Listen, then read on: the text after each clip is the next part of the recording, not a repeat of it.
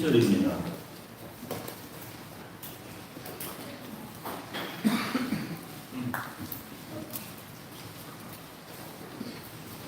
우리 한 목소리로 합독하시겠습니다. 너희는 유대인이나 헬라인이나 종이나 자유인이나 남자나 여자나 다 그리스도의 영광에서 하나님이라. 아멘. 우리나라는 5,000년 동안 신분제라는 것이 있었습니다. 사람 위에 사람이 있고 사람 밑에 사람이 있었습니다. 사람이 사람으로 대접받았던 기간은 거의 없었죠. 우리 PPT 한번 띄워주시기 바랍니다. 특히 마지막 518년 조선조는 이 젖장면입니다. 그 다음 기가의 세상인 것 같은데요. 네. 정말? 네, 그런 거 여러분 머릿속으로 그림을 그리시면 되겠습니다. 조선조는 신분제가 엄격해서 사람들이 머리에 쓰고 다니는 모자만 봐도 신분을 알 수 있었습니다. 양반은 태어나서 죽을 때까지 갓을 썼습니다. 갓 그림 안 보이는 분들도 다 아시죠? 그런데 양반이 일생에 한 번 패랭이라는 걸 쓸 때가 있습니다. 패랭이는 사극 보시면 알겠지만 가슴에 나왔네요. 이 패랭이 언제냐면은 부모님 돌아가신 장례식 날입니다.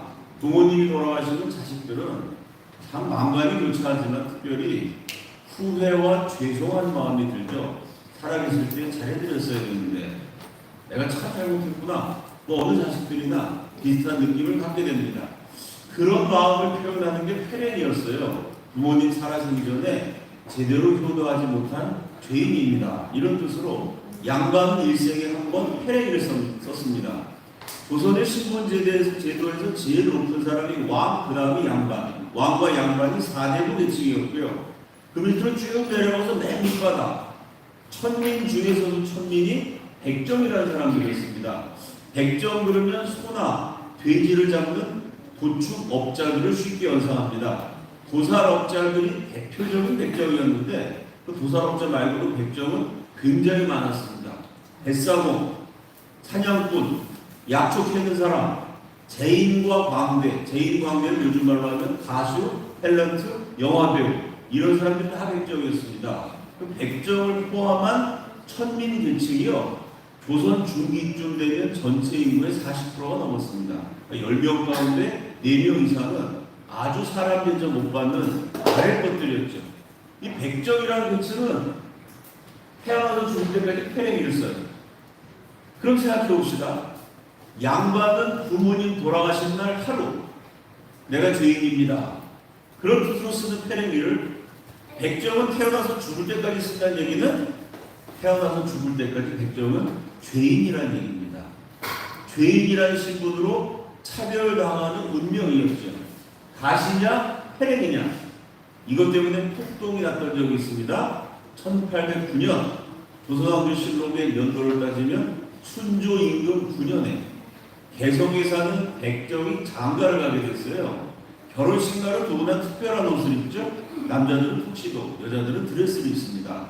이 백정 신랑이요 일생에 한 번 장가가는 날 특별한 걸 입고 싶어서 자신과 가까웠던 마음씨 좋은 양반에게 부탁을 합니다. 결혼식 날 하루만 갓을 좀 빌려주십시오. 양반은 맨날 쓰는 게 갓이에요. 그 백정이 불쌍해서 마음씨 좋은 양반이 갓을 빌려줍니다. 갓을 쓰고 백정 신랑이 장가를 갔는데 하필이면 그 장면을 개성지방의 양반들이 목격을 했어요. 저 천한 것이 갓을 써? 격분한 양반들이 들고 일어나서 백정 마을에 있는 집이 200채가 불태워집니다. 결혼식 날 갓을 썼다는 이유로 백정 신랑이 구타를 당해서 불구자가 되죠. 이게 1809년에 실제로 있었던 일이에요. 이승만이 한성 감옥에 갇혀 있을 때 그때 조선에 번졌던 놀이가 있습니다. 백정 입찍기 놀이. 어떻게 된 거냐면요. 한 30살 된 상놈한테 60살 된 백정 할아버지가 자네가 말이야 이렇게 얘기했어요. 감히 백정이 양반한테 자네라 그런 건 있을 수 없는 거고요. 같은 상놈입니다. 상놈들 중에서 백정상놈 할아버지 60살이에요. 그 백정보다 조금 신분이 높은 30살 젊은 상놈입니다.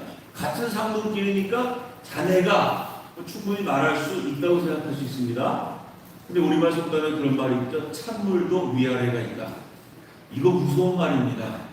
아니 무슨 찬물에 위아래가 있어요. 여기서 양반이 윗물을 마시고 상놈은 아랫물을 마십니까? 찬물도 위아래가 있다. 얼마나 우리 민족이 사람을 많이 차별했는지 반 기독교적인 악습을 보여주는 대표적인 속담입니다.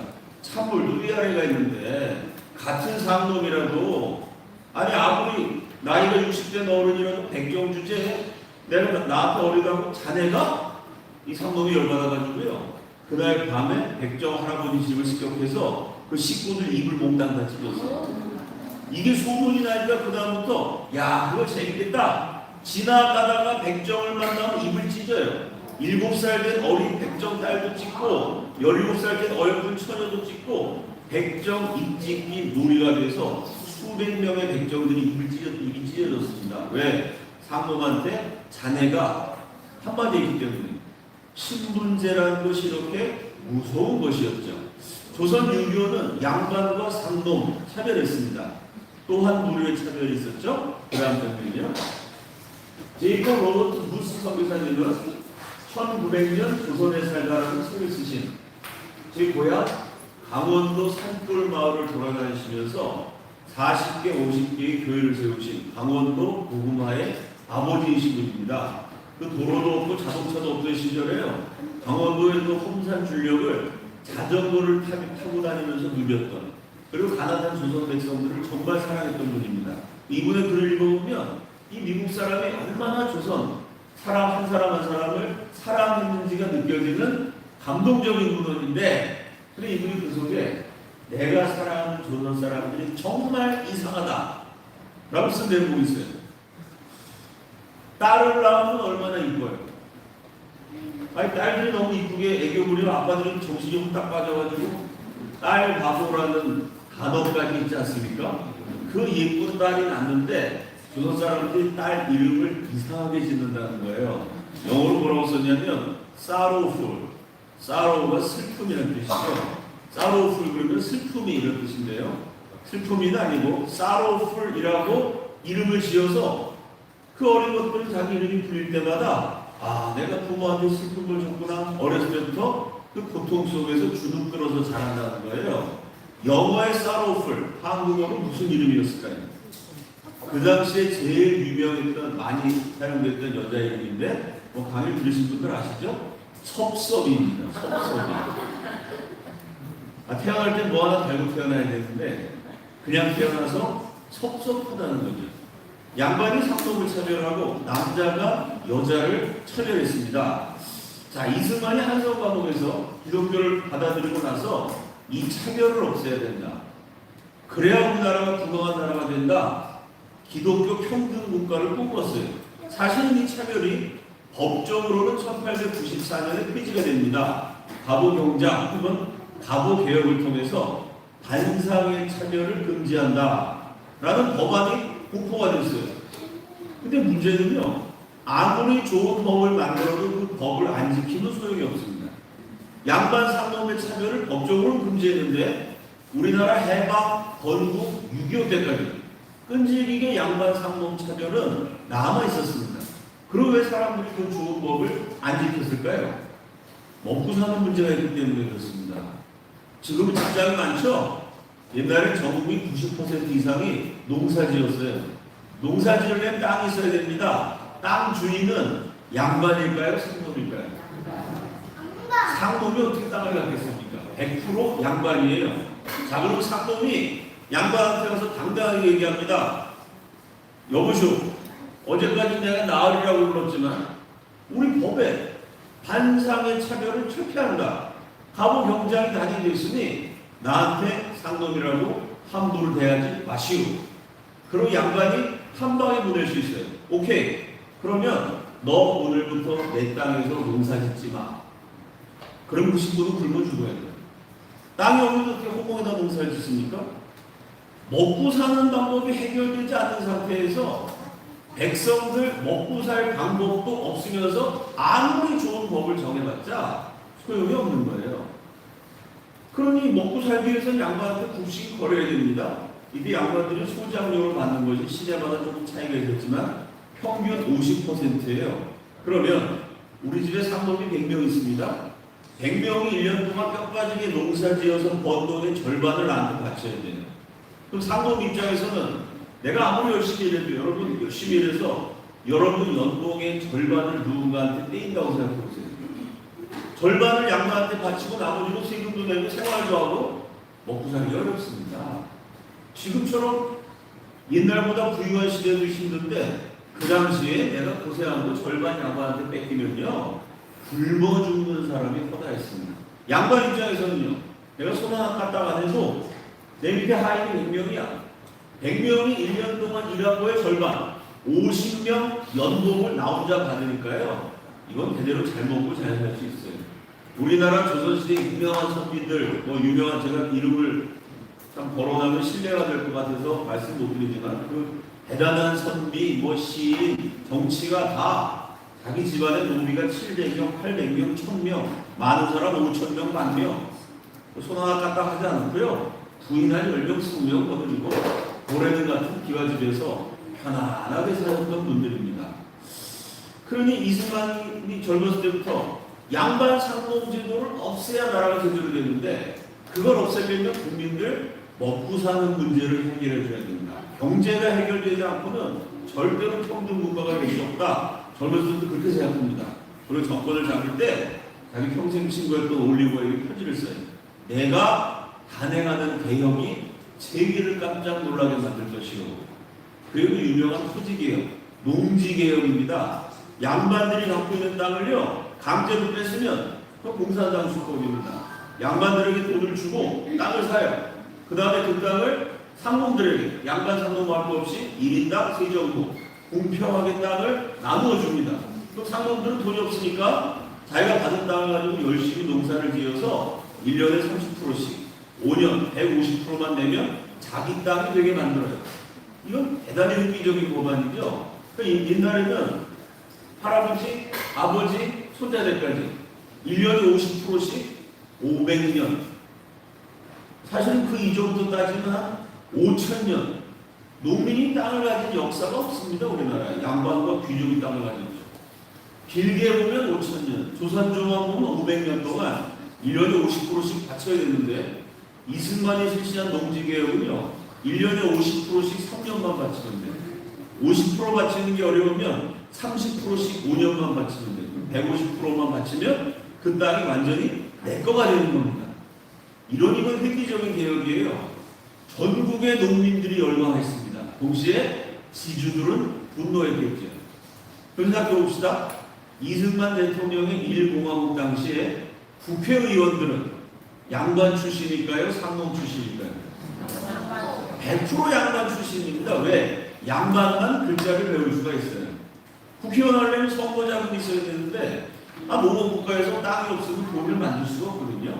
그러면 100% 양반인 국회의원들이 이승만 대통령의 농지개혁, 토지개혁에 찬성했을까요? 반대했을까요?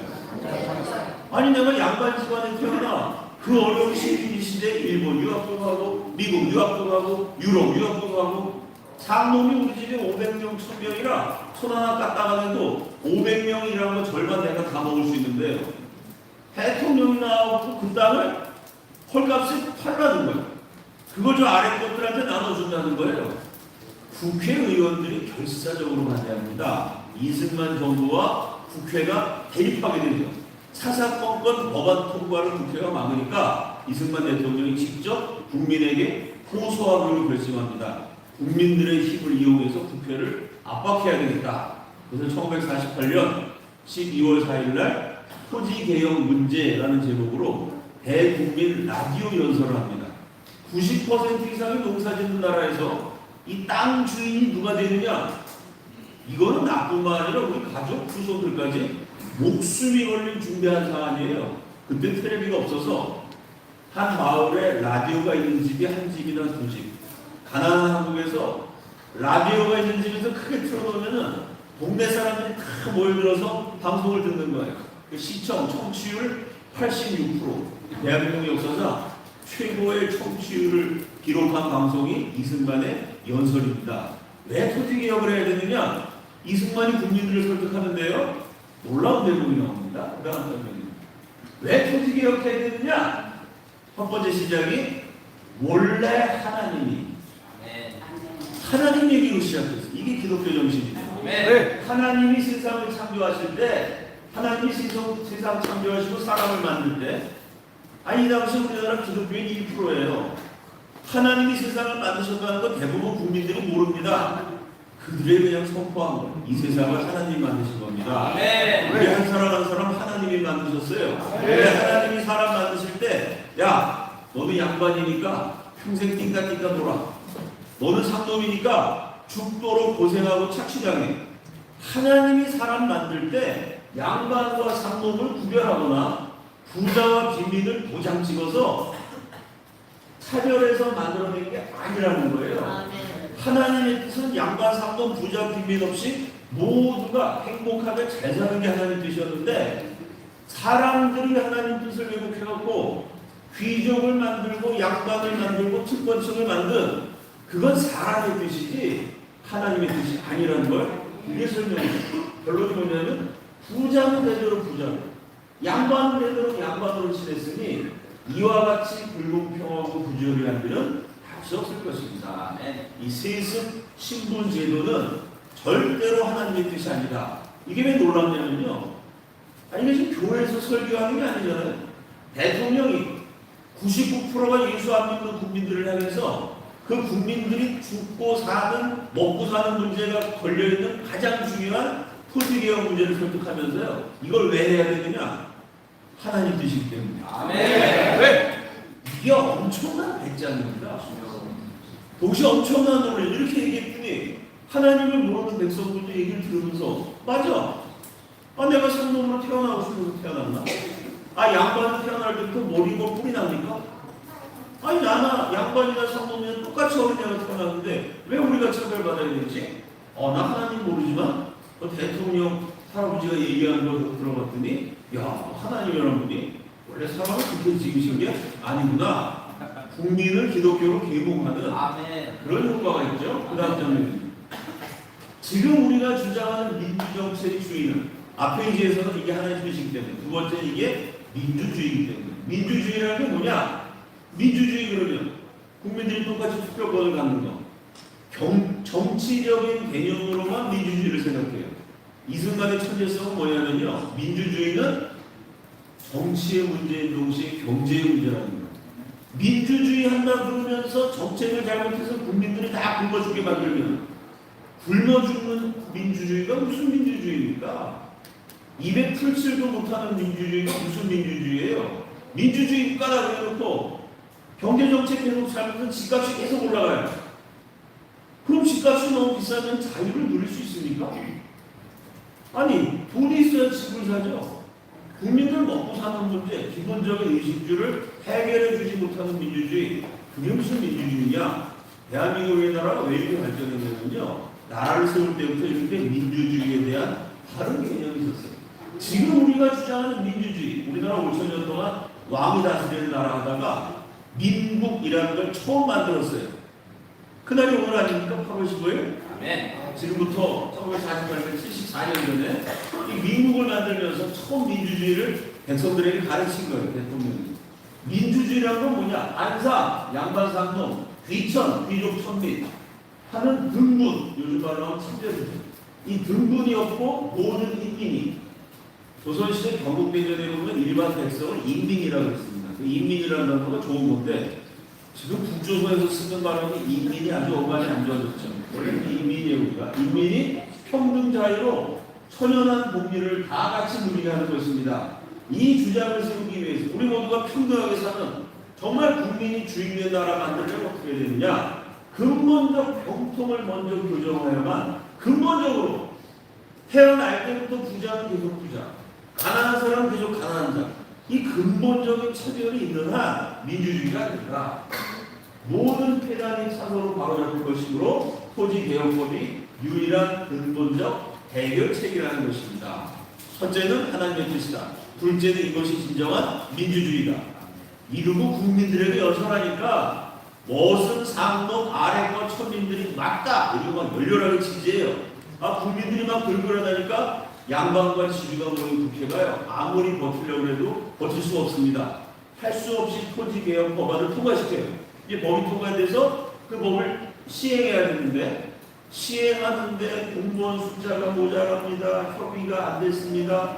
각 지역의 동네마다 시행령 또 규칙 여러 가지 하위 세부 법령들을 이상하게 깔아가지고요.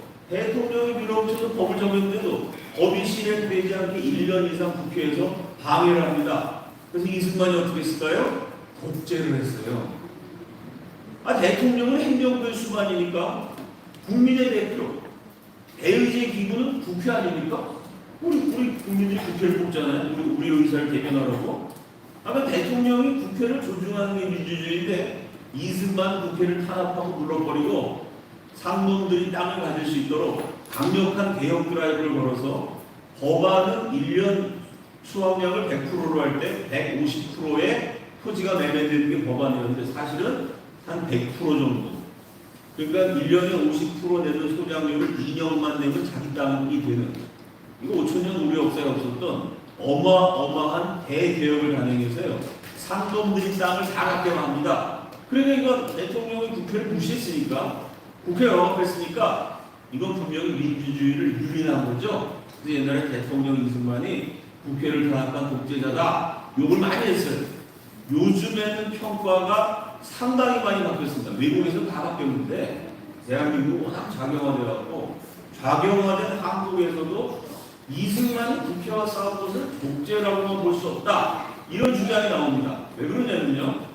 1947년에 대한민국 건국되기 1년 전에 서울 비행장에 김구 선생을 비롯한 우리나라 애국자들이 다 나와서 7명의 유학생을 파송했어요. 나라도 아직 안 세웠지만 7명 유학생을 그 당시 우리나라 제일 중요한 기술이 농업 기술이기 때문에요.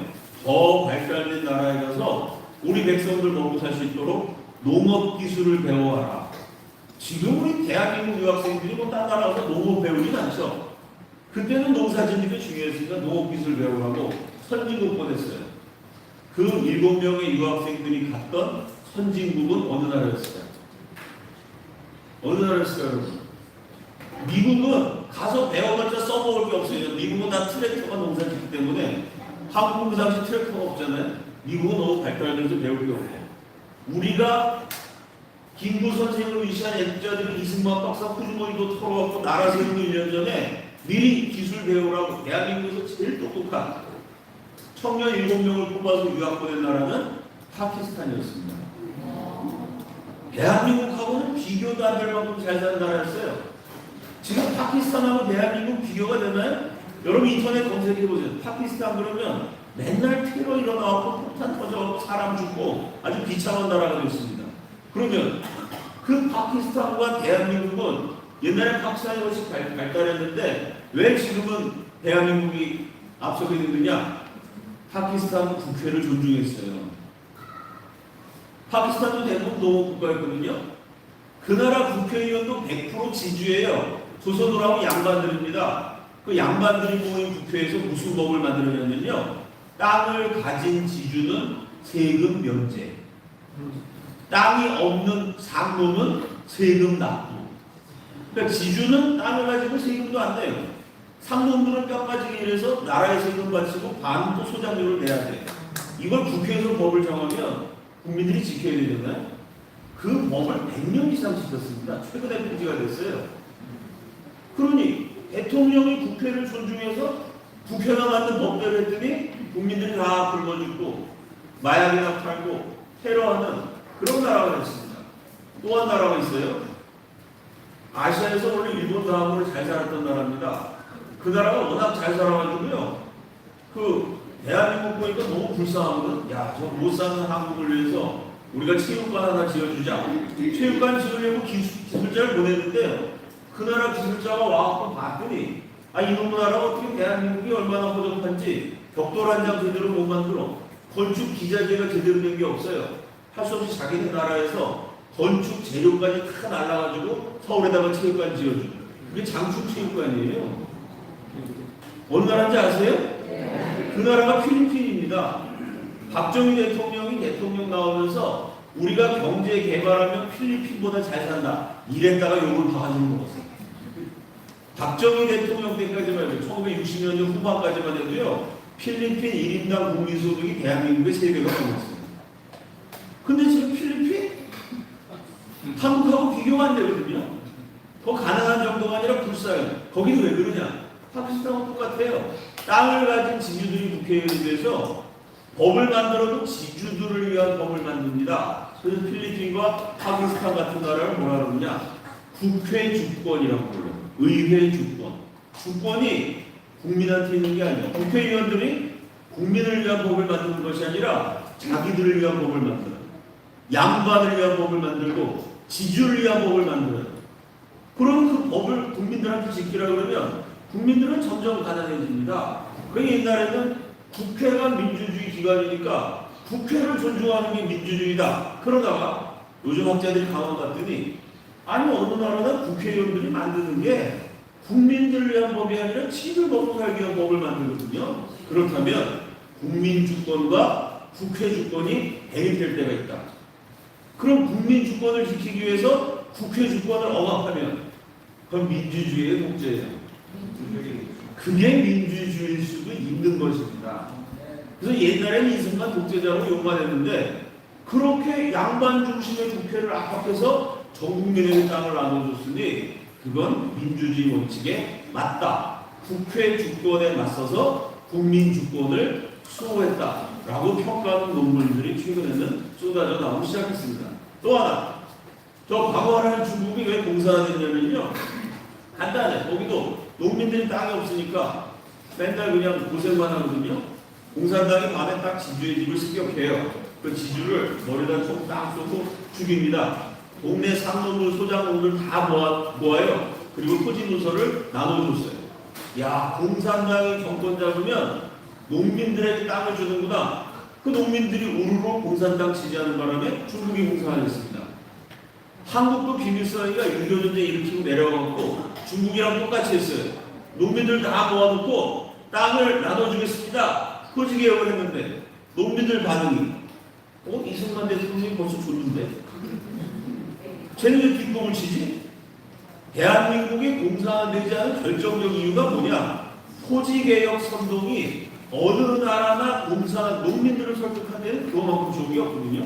땅을 주면 그럼 다 넘어가죠.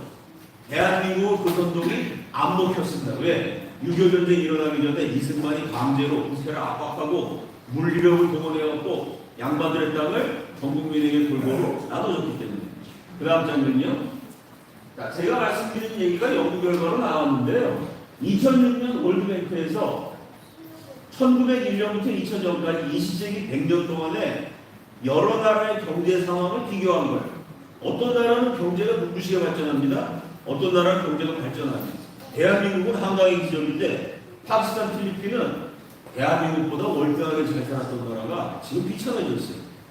어느 나라는 경제가 발전하고 어느 나라는 경제가 추락하고 이유가 뭐냐 따져봤더니 토지개혁을 잘하면 경제가 발전한다는 거예요. 20세기 100년 동안 경제성장률 1위. 대한민국 왜 경제가 발전했느냐 따져봤더니 토지개혁도 1위. 전 세계에서 토지개혁을 제일 잘해서 경제가 발전했다는 거죠. 그러니까 대한민국 경제가 눈부시게 발전된 건 박정희 대통령 이후인데 사실은 이승만 대통령 때 그 경제 발전을 위한 토양을 닦아놨다는 월드뱅크의 평가입니다. 배천석 신부님은 한국이 공산화되지 않은 것은 성경적인 토지개혁 때문이다. 제가 그 이승만의 토지개혁에 대한 논문을 썼는데 오늘 시간 관계상 다 말씀 못 드리지만 어제 말씀드렸던 한성 감옥이 그래서 중요합니다. 그 한성 감옥에서 이승만이 쓴 그 400편의 논설에 수백 번 나오는 단어가 뭐냐면 하나님의 동등 자녀, 동등 자녀되는 이치, 이런 단어가 수백 번 나와요. 조선은 양반상동 차별했는데 성경을 보니까 하나님의 동등 자녀. 우리는 다 평등한 자녀다. 성경에서 말하는 진리가 뭐냐? 동등 자녀되는 이치. 모든 사람이 차별받지 않고 하나님의 자녀로 거듭나는 이치. 그게 성경이다. 그러니까 성경 말씀대로 하려면 땅을 골고루 나눠줘야 된다. 한성 감옥에서부터 이미 그 생각을 했고요. 정권을 잡은 다음에 정광석화처럼 개혁을 추진해서 결국 전 세계에서 가장 성공적인 토지 개혁을 이루어냅니다. 자, 양반 상권 차별 없애기 위해서 첫째, 양반만 갖고 있는 땅을 전 국민에게 나눠줬어요. 둘째, 양반만 받을 수 있었던 교육을 역시 전 국민에게 나눠줬습니다. 그 다음 장면이요. 여러분 요 한 장의 사진이요. 우리 역사의 피를 그은 엄청난 사건입니다. 이 사진 한 장 찍는데 5,000년 걸렸다. 그래도 말이 돼요. 이 사진이 왜 중요할까요? 그 전에 이런 사진 없습니다. 우리나라에. 1913년에 이 사진. 왜 중요하냐면 우리 역사상 최초의 남녀공학이에요. 남자하고 여자가 평등하게 같은 교실에서 같은 선생님 밑에서 교육을 받았어요. 부한 말이 되면 더 이상 여자 차별하지 말고 여자도 교육시키자. 그래서 여학교라는 게 만들어집니다. 근데 여학교는 있었지만 남녀공학은 못했습니다.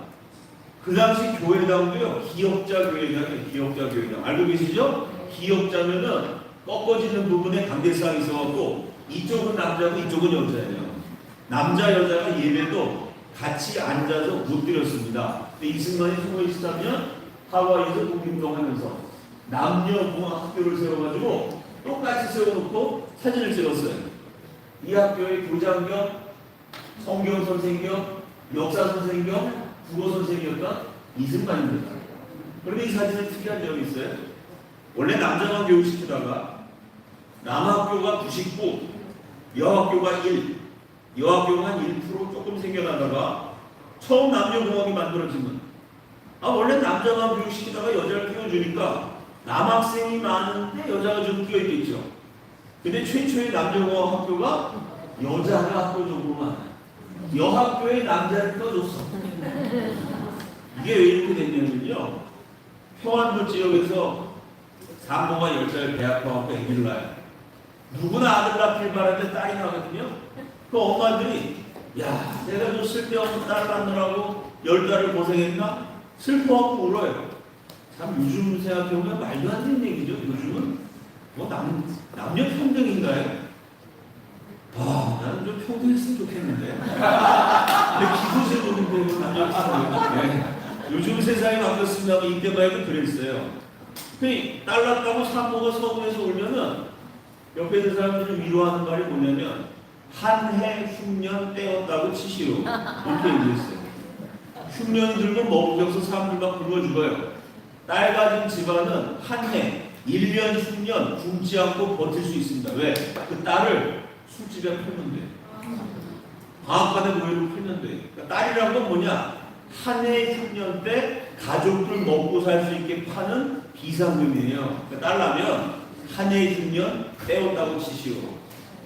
역시 한성감옥에서 이승만이 그 논설을 쓰면서 서북도에서는 이런 일이 있다 하니 이는 세상의 야만 인종에게도 없는 일이라 어찌 동방예의지국에서 이런 악행이 있을 수 있으리요. 이승만이 감옥에서 그 여자 차별하는 거 여자도 교육시키고 여자가 더 똑똑해야 된다. 엄마는 똑똑해야 애를 제대로 키우지 않겠어요? 뭐 이런 얘기를 감옥에서 막 썼어요. 그리고 하와이에 나와서 독립운동하려고 하와이에 사람이 사는 섬이 8개의 섬을 45일 동안 여행을 쭉 했어요. 여행하다 보니까 이상한 게 있어요. 하와이가 되게 잘 산 나라였는데 그때도 잘 산 지역이었어요. 지금도 세계적인 관광지잖아요. 아니 잘 사는 하와이에 왜 노숙자들이 까불까불대요? 가만히 봤더니 노숙자들이 어린 여자애들이야. 아니 어린 여자애가 왜 거지가 됐지? 가만히 생긴 새를 봤더니요. 이게 미국 사람이 아니에요. 하와이 원주민도 아니에요. 이 조선 여자애처럼 생긴 거예요. 말을 걸었더니 말을 못해. 말을 못한다는 건 엄마 아빠가 어려서 버렸다는 얘기죠. 이게 조선 애들이랑 똑같이 생긴 여자애들이 왜 이렇게 노숙자가 많이 됐지? 조사해 봤더니 조선에서는 딸 나면 술집에 팔면 되거든요. 하와이에서 딸라면 하와이 사탕수수가 노동자로 간 조선 사람들이 결혼해서 딸랐는데 선진국 미국에서 그 여자를 술집에 팔고 노예로 팔고 이거 불법이란 말이야. 영어 못하니까 팔지도 못해. 아니 조선에서 딸라면 팔면 되는데 이건 딸라서 팔지도 못하니까 길거리 버린 거예요. 이승만이 그 여자에게 데려다가 학교를 세웠어요. 길거리에 버려진 노숙자 여자아이를 모아 학교를 세우면 고아 소녀들을 위한 여학교를 세워야 되는데 그 고아를 모아놓고 남자애들을 섞어다가 남녀 공화학교를 만들었어요. 앞으로 우리가 세우는 나라는 양반 상도 남자 여자 차별하지 않는 나라가 되어야 된다. 이승만이 남녀 공화학교 세운다 그러니까요. 미국 선교사들이 다 반대했어요. 야, 남녀 평등은 미국에서도 어려운 일인데 대한민국에서도 어떻게 하려고 그러냐? 이승만이 열받아가지고. 이승만은 미국의 기독교와 민주주의를 좋아했지만 미국 사람들, 백인들이 황인종, 동양인 한국 사람, 약속이라고 무시하고 차별하는 거 무지하게 싫었어요. 일평생 미국 백인 우월주의와 싸웠던 미국의 강대국이라는 오만과 싸웠던 분이에요. 아, 미국에서도 안 되는데 조선에서 되겠냐? 이승만이 열받아가지고 앞으로 우리 조선이 미국보다 훨씬 더 여성의 권리를 존중하는 나라가 될 거다. 이런 말도 안 나라도 없는데 그 당시에. 그런 소리라고 이 학교를 만들었는데 오늘 어떻게 됐죠? 미국은 아직도 여자 대통령이 안 나왔어요. 대한민국 여자 대통령 나오지 않았습니까? 미국도 못하는 일을 대한민국이 해냈어요. 그 출발이 여기에 있는 거예요. 자, 남녀 평등을 주장했고 그 다음 장면이요. 이게 뭐냐면 이승만 대통령이 정권을 잡을 때 학교라는데 하루라도 가본 인구가 전 국민의 14%, 86%는 학교든 서당이든 교육받는 자리에 단 하루도 가본 적이 없어요. 14%가 교육받는 경험이 있고 12%가 글자를 읽을 줄 알았어요. 여러분 이 나라가 세워질 때요. 전 국민의 88%는 난 놓고 기억자도 모르는 문맹자였습니다. 이승만 대통령이 정권을 잡고요. 전 국민에게 의무 교육제, 초등학교를 의무로 배워야 된다. 나중에 돈이 되면 그 이상도 한다 이러고 강제로 전 국민을 학교에다가 집어넣었어요. 그 이승만 대통령에서 물러날 때는 초등학교 입학하는 비율이 96%, 14%밖에 학교 못 다니는 나라, 12%가 글자 읽는 나라에서 96% 학교 가는 나라로 5천년 역사상 처음으로 전 국민이 글자를 읽는 엄청난 업적을 이뤘습니다. 여러분 이 당시에 기록을 읽어보면 재밌어요. 요즘은 한국 부모들이 애들 교육시키느라고 교육열이 너무 심해서 문제죠. 그냥 어렸을 때 학원을 돌립니다. 이 당시는요. 할아버지도 문맹, 아버지도 문맹. 아니 농번기가 되면 땀을 뻘뻘 흘리면서 일해야 되는데요. 아니 한참 일한 아들려서 학교 가서 공부를 한다는 거예요. 공부하고 와서 한다는 얘기가 자기가 앞으로 뭐 대학을 가겠대요. 의사가 되겠대요. 교사가 되겠대요. 아버지 엄마들은 기가 막힌 노릇입니다. 송추위는 솔잎을 먹고 살아야지. 오르지 못하려면 쳐다보지 말라. 그래갖고 실제로 전국에서 수백 건의 데모가 일어났습니다.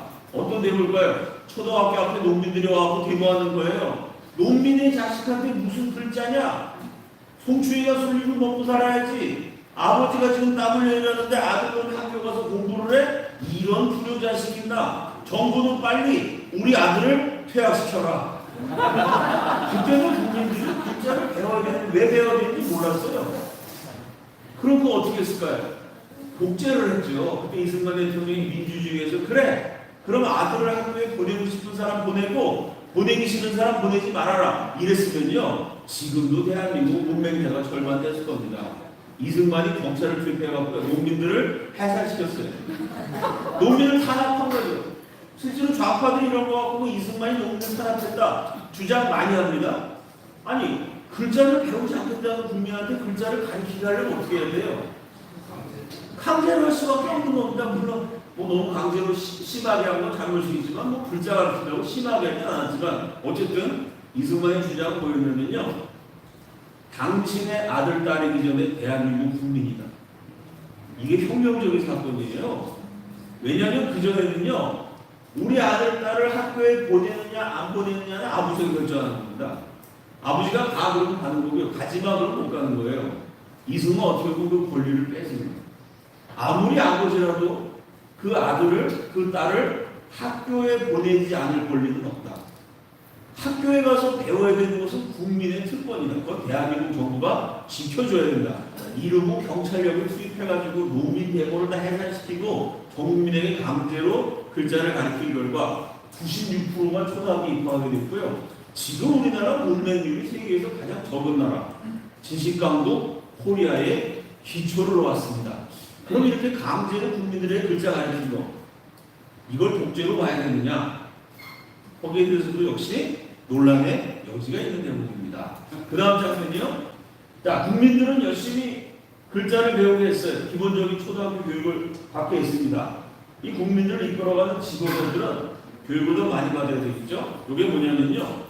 이승만 집권 이전 50년 동안 한국 사람이 외국 유학 가서 대학교 이상, 박사까지는 바라는 것 같고요. 학사 이상 외국 학위 취득자가 50년 동안 500명이 안 돼요.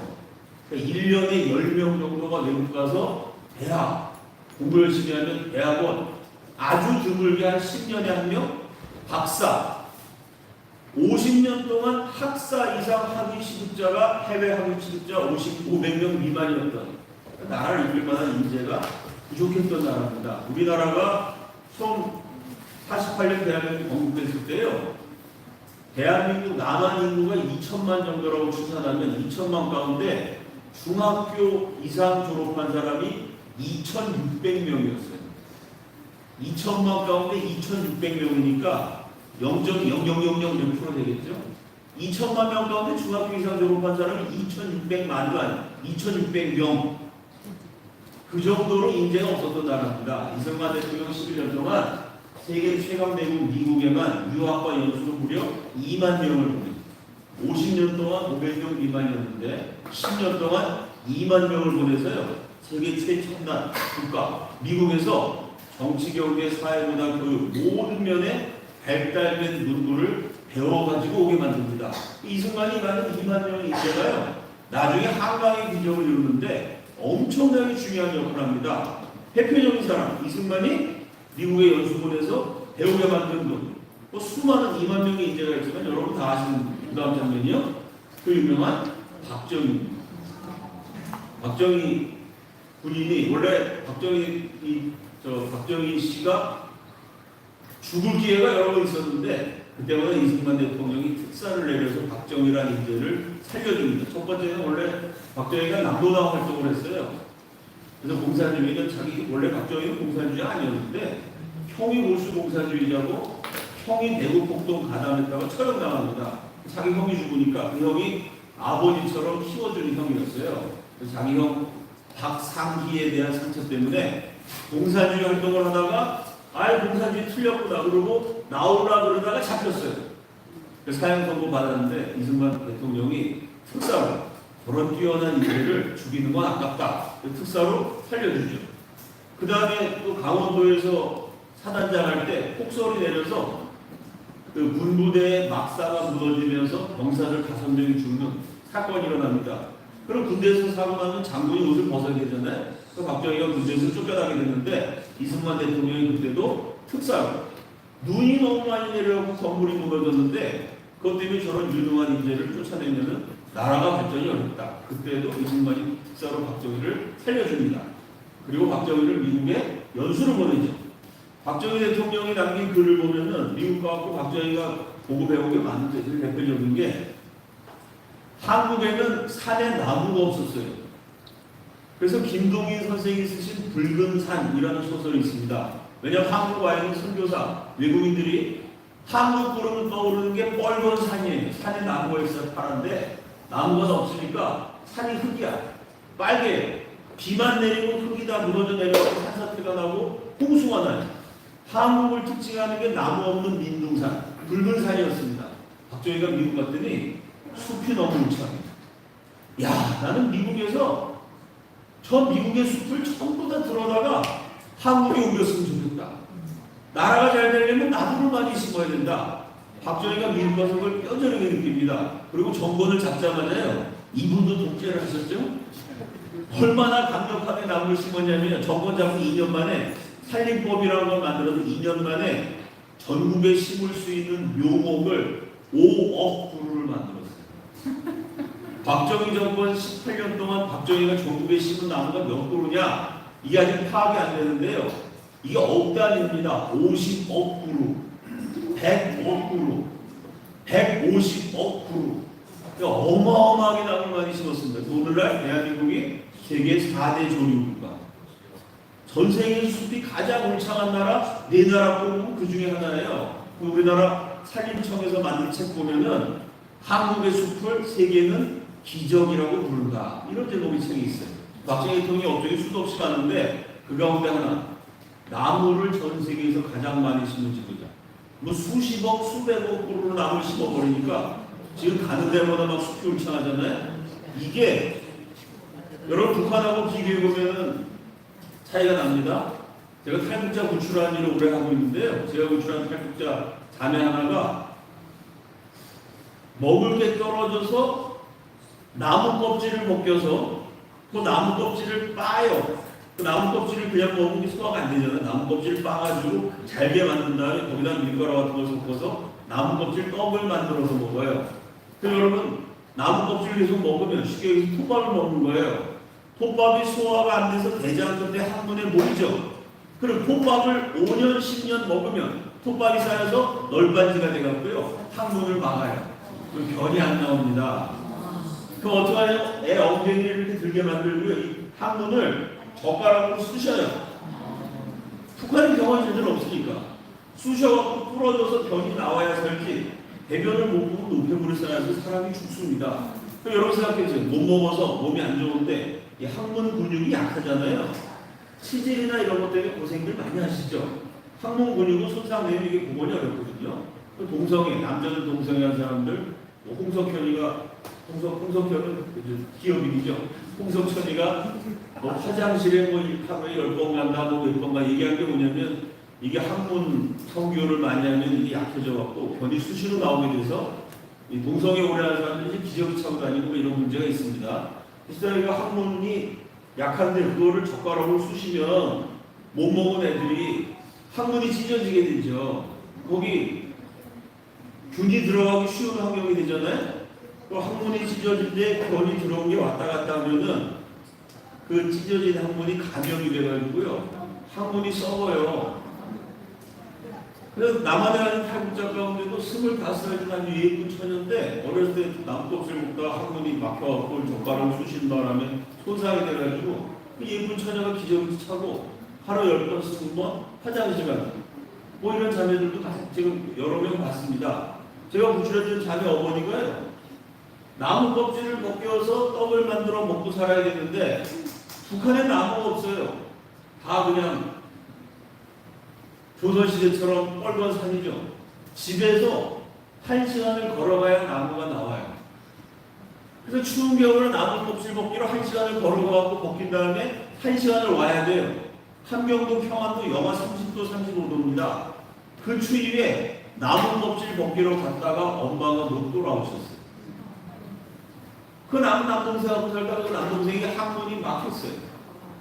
그래갖고 결국 자기 몸을 팔아갖고 죽은 가갖고 자기가 팔려가서 그 돈으로 남동생 미국 살리다가 남한에 탈출했다.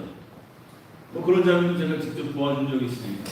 이 탈북자들이 처음에 남한에 딱 오면요, 뭐 국정원 가서 조사받고 하나원 가서 적응 훈련 받아요. 처음에 이제 버스 같은데 인천공항 내리면 버스 같은 데 세워서 국정원으로 데려가는데 뒤에서 딱 앉아서 뭐 탈북자들이 버스에 이렇게 앉아있는 사람이 없어요. 전부 다 천문에 이렇게 골을 쳐갖고 대한민국 어떤 나라는 이렇게 쳐다봐요. 제가 물어봐요.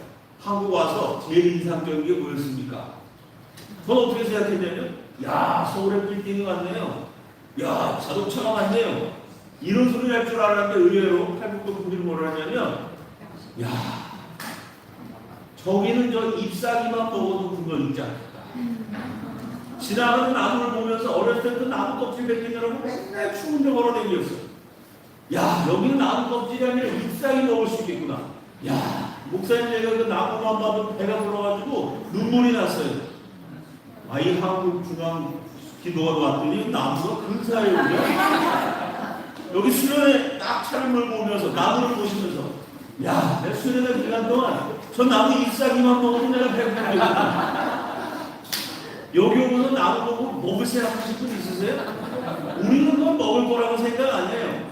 북한도 그런 걸 먹을 거라고 생각합니다. 그럼 북한은 왜 그렇게 나무가 없는 나라가 됐고 대한민국은 왜 이렇게 푸르른 나라가 됐느냐? 박정희라는 지도자의 업적이에요. 그럼 박정희는 어떻게 나무 심어야 되는 생각 강하게 했느냐? 이승만이 논술을 보냈더니 첫째, 나무를 심어야 됩니다. 둘째, 박정희가 유학 갔을 때가 마침 아이젠하워 대통령이 명령을 내려서요. 인터스테이트 하이웨이, 미국 전역의 고속도로 절반 이상을 그때 다 만들었어요. 박정희가 가는 데마다 고속도로 건설을 해요. 그걸 보면서 박정희가 야, 이 나라가 도망하려면 도로를 잘 뚫어야 되겠구나. 산림 녹화 경부고속도로 건설의 아이디어를 박정희가 미국 가서 처음 갖게 됩니다. 그리고 박정희라는 지도자를 교육시킨 것은 이승만의 위대한 업적입니다. 그래서 옛날에는요, 한강의 기적, 그건 박정희 작품이다. 그렇게 얘기했는데 요즘은 평가가 바뀝니다. 박정희 대통령의 업적은 고속도로를 만들고 공장을 짓고 전 세계 수출품을 무역을 했어요. 그럼 박정희가 한 업적이 대표적인 게 고속도로 공장 수출품이라면 고속도로를 닦은 사람, 공장을 세운 사람, 수출품을 만든 사람, 그 사람은 누가 교육시켰냐? 이승만이 교육시켰죠. 이승만은 사람을 만들었고 박정희는 그 사람들을 활용해서 대한민국을 기하학적으로 발전시켰습니다. 그래서 한강의 기적은 이승만과 박정희의 공동작품이다. 그렇게 조명하는 연구 결과들이 쏟아져 나옵니다. 그 다음 장면이요. 자, 다른 나라하고 비교해보면요. 인도인들이 가장 소교했던 대통령, 국민 대통령이라고 불렸던 분이 아브둘 칼람인데, 우리 한국의 목사님들이 인도의 카스트 제도, 카스트 제도의 제일 밑바닥이 불가촉 천민, 촉, 만진다는 뜻이에요. 촉감, 불가, 만지는 것도 금지된 천민, 그 천민을 만지면 재수가 없어져요. 부정타입. 그래서 만지지도 않은 만큼 차별당하는, 영어로 말하면 untouchable. 불가촉 천민들을 위해서 한국 목사님들이 열심히 봉사를 해줬더니 대통령이 감사해서 대통령 후보를 초청을 했어요. 그리고 목사님들한테 질문을 했다는 거예요. 인도에는 카스트 제도의 차별이 아직도 남아있는데 한국은 어떻게 양반 상봉 차별이 없어졌습니까? 이 무슨 얘기냐면 인도에는 지금도 맨 밑에 불가촉 천민이 1억 7천만 명, 10월에 가면요 누가 불가촉 천민인지 쉽게 알 수 있어요. 왜냐하면 불가촉 천민들은 목에 목걸이를 했는데 목걸이에 그릇이 있어요. 인도는 걷다 보면 먼지가 많이 나요. 비포장으로 보니까 이 걸으면서 사람들이 먼지를 많이 마시니까 침을 뱉어야 되거든요. 불가촉 천민이 침을 뱉으면 그 땅이 부정타요. 맞아 죽어요. 그래서 여기다가 그릇을 딱 내달고 여기다가 침을 뱉어요. 불가촉 천민이 걸어서 땅에 발자국을 찍히면 그 땅이 재수가 없어져요. 그래서 불가촉 천민은 엉덩이에다가 꼬리를 달았는데 꼬리가 빗자루예요. 걸어가면서 빗자루를 쓰고요. 자기 발자국을 치워야 돼요. 불가촉 천민이 우물에 가서 물을 마시면 그 마을 사람들이 그 우물을 더 이상 이용하지 못해요. 우물가에서 수많은, 너무 목이 마르니까 인도가 더욱 달아졌네. 너무 목이 말라서 몰래 우물물을 마셨다가 맞아 죽은 불가촉 천민이 1년에도 수백 명입니다. 인도는 그것 때문에 되는 게 없는데, 야, 니네 한국도 양반상동 차별이 있었는데 왜 없어졌느냐? 이게 인도 대통령의 고민이에요. 그럼 어떻게 차별이 없어졌죠? 양반만 갖고 있는 땅을 정민에게 나눠줬어요. 양반만 갖고 있는 교육을 정민에게 나눠줬어요. 그럼 양반이라는 게 뭐냐? 땅이 있고 교육받은 사람이 양반인데 대한민국은 건국 때부터 양반만 가진 걸 전국민에게 나눠줘서 전국민이 양반이 됐죠. 그거를 양반이라는 단어를 통해서도 확인할 수 있습니다. 우리나라 서울대 때만 해도 양반, 이거 무서워요. 양반이 때리면 맞아야 되기 때문에 양반 앞에서 조심해야 돼요. 지금 양반이라는 단어를 아무 데나 쓰죠? 부부싸움하다가 이 양반이 도대체 이 양반이 정신이 있는 거야 없는 거야? 그렇게 양반이라다면 누구한테 쓴다는 얘기는 전 국민이 양반 됐다는 얘기입니다. 그 다음 장면이요. 자, 이승만의 신분해방과 링컨의 노예해방. 워싱턴에 가보면 제일 한복판에 링컨 기념관이 있어요. 미국의 국립박물관이라는 스미소니언 같은 데 가보면요, 대한민국이 얼마나 참 자랑스러운 나라인지 확인합니다. 우리나라는 국립중앙박물관 가면 뭐부터 시작하죠? 비싼 무늬 토기 뭐 이런 거 시작되는 거죠.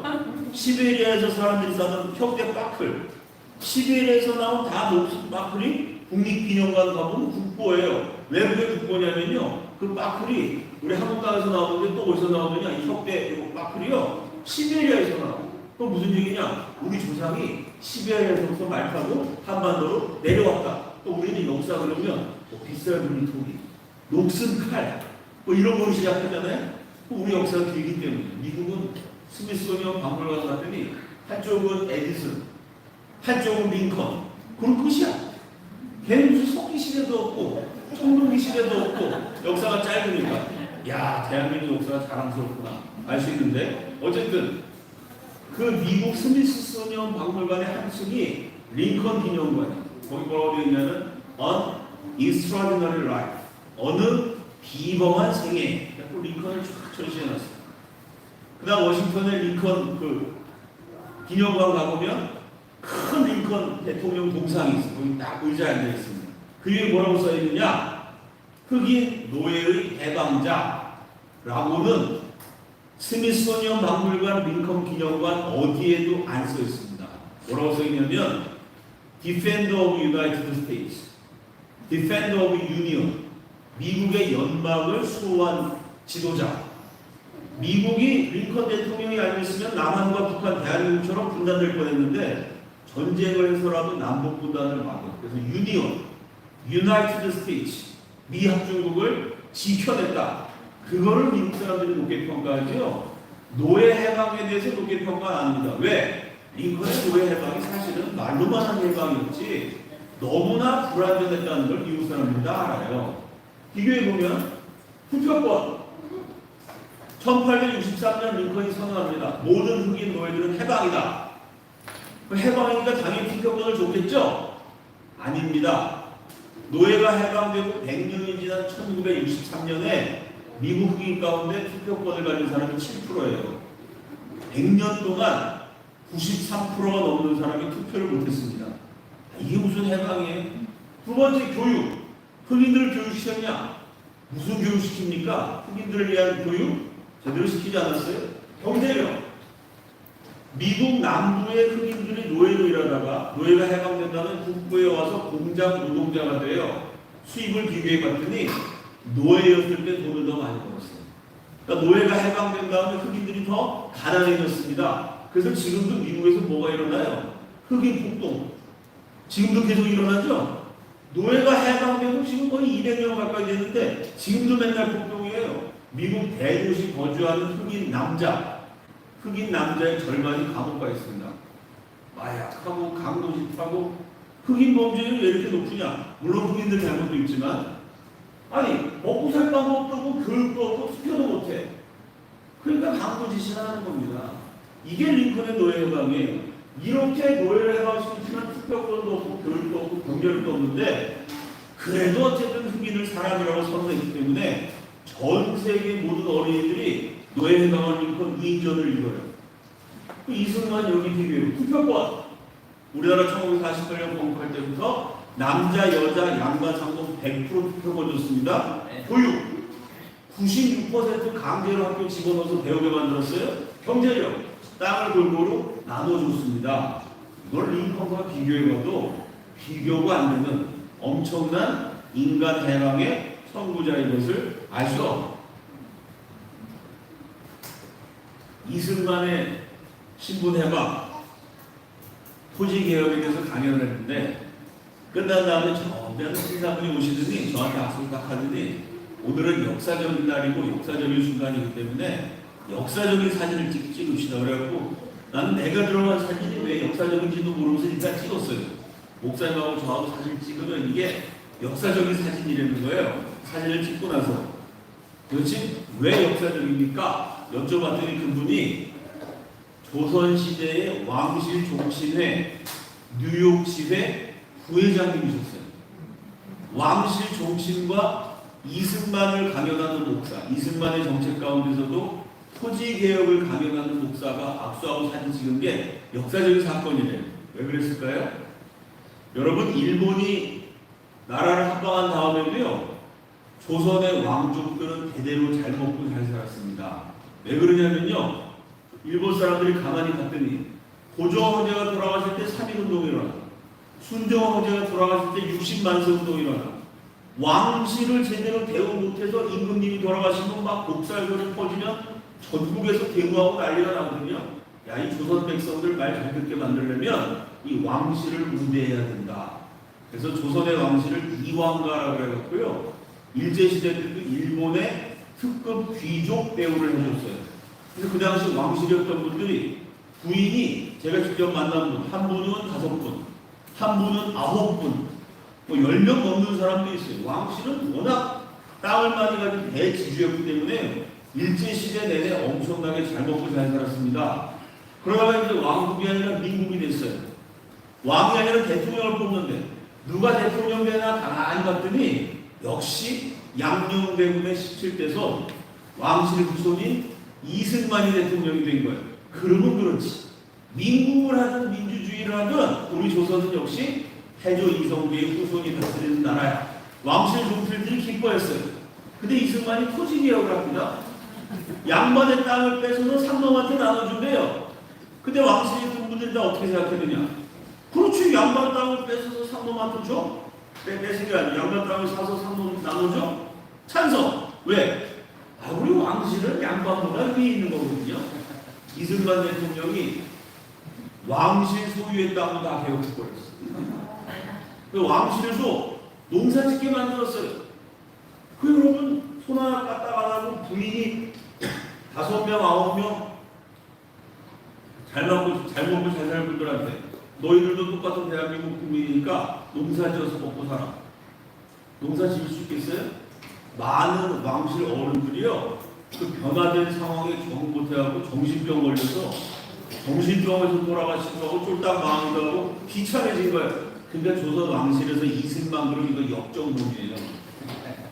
이승만의 개혁이 엄청나게 많은 사람의 혜택을 줬지만 개혁이 왜 어렵느냐? 그때 피해보는 사람한테 가슴이 상치거든요. 이승만 그러면은 저 배신자, 왕실 후손이 왕실 땅을 상동들한테 나눠준 역정놈, 이러고 아주 이승만 그런 건 불구대천의 원수인데 이분이 종친한테 얘기했대요.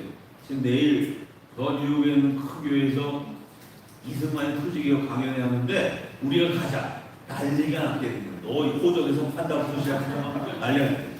그분이 반대를 무릅쓰고 저를 찾아오셔서 악수를 하면서 이승만의 토지개혁 때문에 우리 집안 어른들은 불행해지셨지만 그렇게 토지개혁해서 국민들한테 땅을 나눠줘서 평등한 나라 만들어야지 언제까지 왕실이고 양반이고 이승만이 토지개혁해서 우리나라 살리면은 위대한 업적입니다. 그래서 제가 그분하고 사진을 찍었어요. 또 한 분은 제가 토지개혁 강연하면서 강연하고 나면 아이가 양반의 후손, 왕실의 후손, 상무의 후손 다 와서 저한테 얘기를 하는데 한분이 오셔갖고 자기 아버지가 생각이 나는 그분은 상무 머슴의 후손이었어요. 1년 내내 고생을 해도 머슴이라고 멸시받고 천대받고 글자도 모르고 그런 아버지가 이승만 대통령 되더니 나도 글자를 배워야 되니까 아니 40이 넘은 아버지가 그때만 해도 대한민국 건국될 때 우리나라 평균 수명이 40살이 안 됐어요. 40이면 초로 이제 늙기 시작한다고 그러는 나이입니다. 40대 중반 돼갖고 40대 중반이 그때 막 할아버지 되고 그랬거든요. 이 할아버지 노인네가 글자를 배워야겠다고 자기도 사람답게 살겠다고 열심히 한글을 깨쳐가지고 자기 이름자를 쓰셨다는 거예요. 그 땅을 받은 다음에 그 땅에서 열심히 농사 지어갖고 나는 상놈이고 머슴 일 하느라고 평생 참 사람답게 못 살았지만 너희들은 배워야 된다. 아, 이 할아버지가 안 입고 안 쓰고 고생을 해서 자식들은 다 대학까지 보낸 거예요.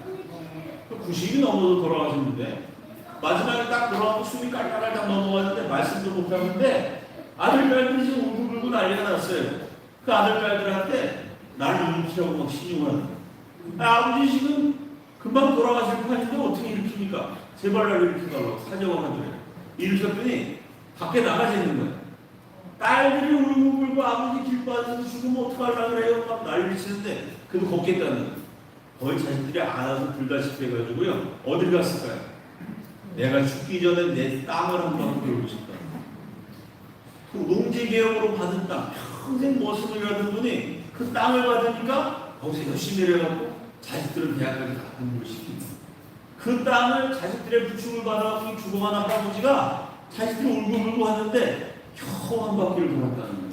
그리고 이 땅에 있어서 내가 사람답게 살 수 있었다. 열심히 일해서 이 땅을 지켜야 된다. 그러고 돌아가셨다는 거예요. 머슴의 후손이 저한테 와서 또 이런 얘기를 해요. 한 번은 그 지주였던 분의 후손이 얘기를 하는데 어렸을 때 5살, 6살 때요. 할머니가 동네 가운데 큰 산이 하나 있었어요. 동산에 딱 올라가면 사방이 넓은 들판이에요. 그 산에 딱 올라가더니 할머니가 동서남북 사방팔방을 둘러봐라 이러시더래요. 그래서 뭐라고 했냐면 내 눈으로 보이는 모든 땅이 너의 것이니라고. 아브라함 모드로 말씀하십니다. 내 눈에 보이는 땅이 다 내. 왜? 그 지역이 양반이 지주가 이분 한 분이고요. 한 800명 되는 하인을 거든요. 그러니까 800명의 마을 사람은 다 이 집에 딸린 상동 아래 곳들이에요. 할머니가 딱 들어가서 산을 쫙 보면서 양반집 자제는 모름지기 호연지기를 길러야 되느니라 이러면서 눈에 보이는 땅이 다 네 거다. 우리가 이 집안의 양반이다. 너는 어렸을 때부터 채신을 함부로 하면 안 된다. 교육받았대요. 아니 그 마을에 자기랑 친한 친구 하나 있어가지고 하루는 그 친구랑 뒷동산에 올라와갖고 엄청 재밌게 노래대는 거예요. 그러고 왔더니 할머니가 그냥 소리를 지르면서 양반집 도령이 저 아래 것들 애들하고 놀았다고 절대 양반이 붙어 안 된다고 혼났대요. 자기 말로 혼났는데 그 다음날 마을에 탁 갔더니 자기랑 같이 놀던 친구가 딱 나오다가 자기 보더니 갑자기 아이고 도련님 나오셨습니까? 90도로 절을 하더래요. 인사하는데 봤더니 애가 문태이가 밤탱이가 됐어요. 양반네 도령한테 이름 부르면서 놀다가 그 한집 엄마 아버지한테 밤새 두들겨 맞은 거예요. 얘는 너 그랬다 큰일 난다고 우리 집안 쫓겨나는 걸 보겠냐고 어린 마음에 슬펐대. 난 저 친구랑 마음껏 뛰어놀고 싶은데 나는 양반이고 쟤는 상놈이라고 못 놀게 해서 제가 나 때문에 맞아갖고 문태이가 밤탱이가 친구가 오면 무서워서 그런 일 안녕하세요. 볼 때마다 슬프대는 거예요. 그런데 한 10살, 11살이 됐는데 아침에 자기가 딱 대문 열고 나가면 60살 된 할아버지, 40살 된 아주머니 아유 도련님 일어나셨어요? 안녕하세요. 동네 어른들이 다 나한테 처벌을 했거든요.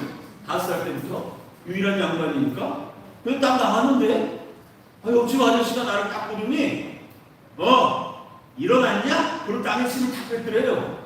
너무 놀래가지고 할머니 이거 어떻게 된 거죠? 물어봤더니 그 할머니가 눈물을 흘리면서 이승만이라는 역적놈 때문에 우리 집안이 다 망하게 됐다.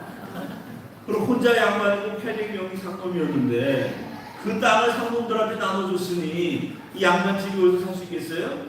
야반 도주했다는 거지. 그 어렸을 때 귀에 못이 막히고 할머니가 평생 대감마님으로 살다가 땅을 상놈들한테 주고 그 다음에 자기가 손수 일해야 되니 얼마나 열받으셨겠습니까? 밤이면 밤마다 이승만 그놈 때문에 우리 집안이 망하겠다. 그 자기가 이승만이 정말 나쁜 놈인 줄 알았는데 지금 나이가 한 70쯤 돼서 가만히 생각해봤더니 저한테 이렇게 목사님 이승만 때문에 우리 할아버지 할머니 우리 집안 아주 어려워졌지만 그렇게 해서 전 국민에게 땅을 나눠줘도 전 국민이 다 같이 잘 살아야지. 아니 5살 된 애가 친구끼리도 양반한테 반발했다고 두들겨 맞는 그런 나라가 지금까지 있었으면 이 백성들이 얼마나 고생했겠습니까? 이제야 내가 이승만 대통령이 얼마나 위대하신 분인지를 알았습니다. 그 양반의 후손이 저한테 와서 그런 얘기를 해요. 내가 제일 인상적이었던 거는 한국에서 학비가 제일 비싼 대안학교 가서 이승만의 교육정책, 사람을 길러내야 된다. 기독교 교육으로 인재를 길러내야 나라가 산다. 이런 주제로 제가 강연을 했어요. 강연하는데 그 학교에 그 총괄 교장 선생님이 그 당시 나이가 70대였고 서울대학보다 랭킹이 훨씬 높은 미국의 아주 유수한 주립대학교 교수하고 세계적인 학술제 논문도 많이 쓰고 미국 대학에서 교수하다가 정년 퇴직해서 한국에 아주 근사한 학교 총괄 교장 선생님을 있었는데 이분이 상태가 이상해요. 내가 강연을 하는데 앉았다가 일어났다가 이 수소지를 막 접었다가 놨다가 얼굴이 빨개졌다가 파래졌다가 꼭 귀신 들린 사람인가. 야, 오늘 내가 그동안 발굴할 걸 영빨을 시험할 날이 왔고 저 귀신 들린 양반을 내가 쳐다내야 돼. 아주 저쪽에서 막 오락가락한데 정신이 살아내가지고 제가 이쪽을 보고 강연을 했어요. 이렇게 막 그냥 앉았다 일어서 난리가. 강의실을 이렇게 계단식 강의실 쭉 사선이 된 강의실이었는데 제가 강의를 딱 이승만 대통령이 강의에서 무슨 얘기했냐면 마지막 4.19 혁명이 일어나 대통령 자리에서 쫓겨나는 마지막 순간까지 이승만 장학회를 통해 대한민국의 뛰어난 인재들 미국으로 유학 보냈다. 인재를 키웠다. 그래서 강연을 하고 강의를 딱 마치자마자 이분이 저 뒤에서부터 앞으로 뛰쳐나오는 소리를 지르는 거예요. 목사님 그런 소리 지르는 거예요. 야, 진짜 귀신이구나. 내가 긴장하고 있는데 뛰쳐나오더니 목사님 그런 뛰쳐나오더니 가슴을 팡팡 치면서 70대 교장 선생님이 뭐라 그러냐면요. 제가 마지막 장학생입니다. 이승만 대통령이 4.19 혁명으로 물러나기 3일 전인가 그 마지막 날까지 장학금 줬는데 그 장학금 받은 마지막 장학생이라고.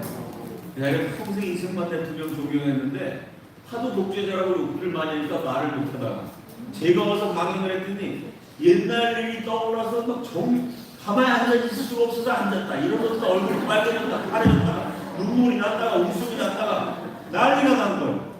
여쭤봤어요. 그때 이승만 대통령 장학금 받으라고 경고대 가서 만났는데 그때 있었던 일을 제가 얘기해달라고 부탁했더니요. 장학생 7명을 딱 세워서 대통령 할아버지 그때 우리나라가 민주주의라는 거 한 지 얼마 안 돼갖고요. 우리나라 정부 수립하고 이승만 대통령이 수원을 방문했는데 수원 지방의 지역 지도자들이 모여서 의논을 한 거예요. 대통령이 온다는데 대통령이 뭐냐? 이게 논어를 뒤져봐도 대통령이란 말이 안 나와요. 공자에 있는데 어디에도 대통령이 없거든요.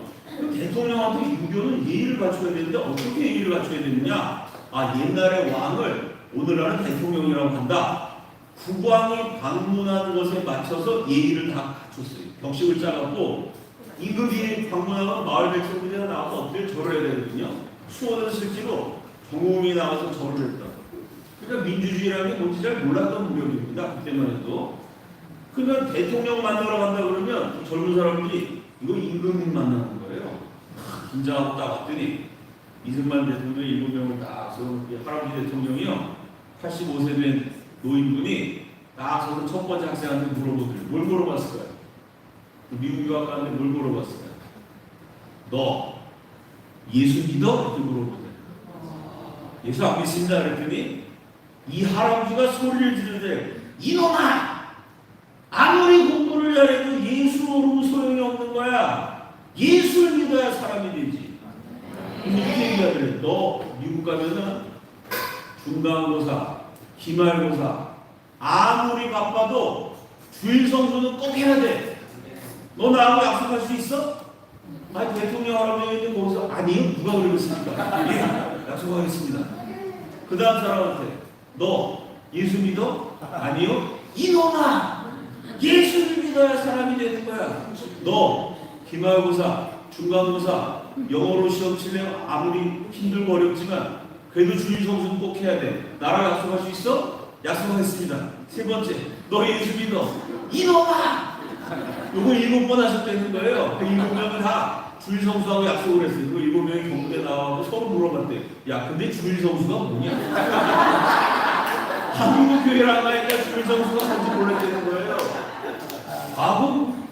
우리 아버지가 고모가 예수 믿는 사람한테 물어봤더니 주일날은 교회가 하루는 있는 거. 그 주일 성수래.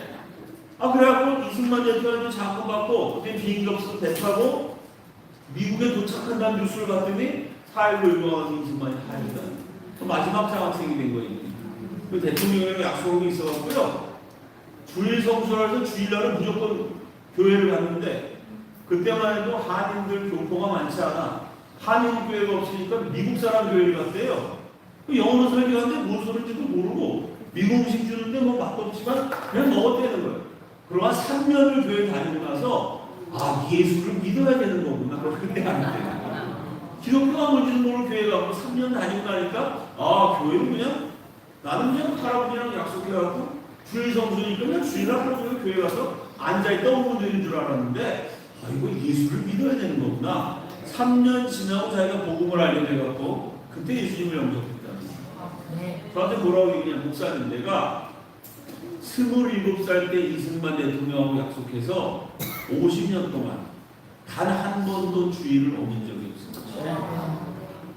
그래서 이분이 충청북도에 옥수수 많이 나는 산골 출신인데 나같이 깡촌에서 무슨 넓은 들판 있는 것도 아니고 산 비탈에 옥수수 농사 짓는 농민의 자식이 어떻게 대학에 갔겠습니까?